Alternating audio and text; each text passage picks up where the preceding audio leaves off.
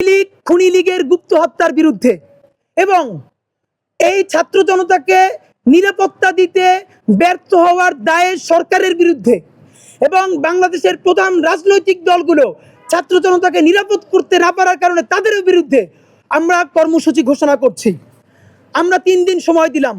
আজকে বৃহস্পতিবার, শুক্র এবং শনিবার, আগামী 48 ঘন্টার মধ্যে আমাদের যেই 5 জুলাই বিপ্লবী ভাইকে হত্যা করা হয়েছে, বাকি 5 জনকে মারাত্মকভাবে আহত করা হয়েছে, অন্যদেরকে থ্রেট করা হচ্ছে, জীবন নাশের হুমকি দেওয়া হচ্ছে, আগামী 48 ঘন্টার মধ্যে প্রত্যেককে গ্রেফতার করতে হবে।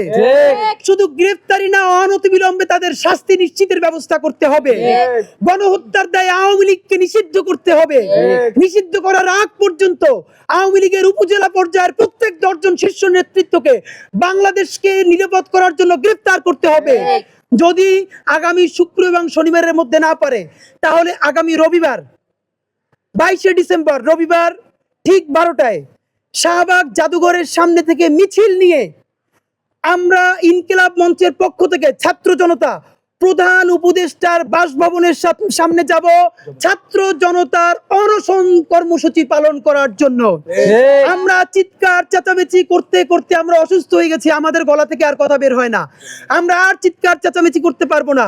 আগামী 48 ঘন্টার মধ্যে এই হত্যার যদি বিচার করা না হয়, আগামী 22শে ডিসেম্বর রবিবার শাহবাগ জাদুঘরের সামনে থেকে আমরা মিছিল নিয়ে প্রধান উপদেষ্টার বাসভবন যমুনার সামনে যাব এবং যমুনার সামনে গিয়ে আপামর ছাত্র জনতাকে নিয়ে আমরা আমরণ অনশন কর্মসূচিতে বসবো, যতক্ষণ না পর্যন্ত এই খুনিদেরকে গ্রেফতার করে বিচারের মুখোমুখি করা হবে। আওয়ামী লীগের রক্ষী বাহিনী, জঙ্গি লীগের হাত থেকে বাংলাদেশকে নিশ্চয়তা, নিরাপত্তা নিশ্চিত করা হবে। ততক্ষণ পর্যন্ত আমরা প্রধান উপদেষ্টার বাসভবনের সামনে অনশন কর্মসূচি জারি রাখবো। সকলকে ধন্যবাদ। বাংলাদেশ জিন্দাবাদ, ইনকিলাব জিন্দাবাদ। বিদেশ থেকে প্রিয়জনকে উপহার পাঠান প্রবাসী শপের মাধ্যমে। যোগাযোগ করুন স্ক্রিনে দেওয়া নম্বরে।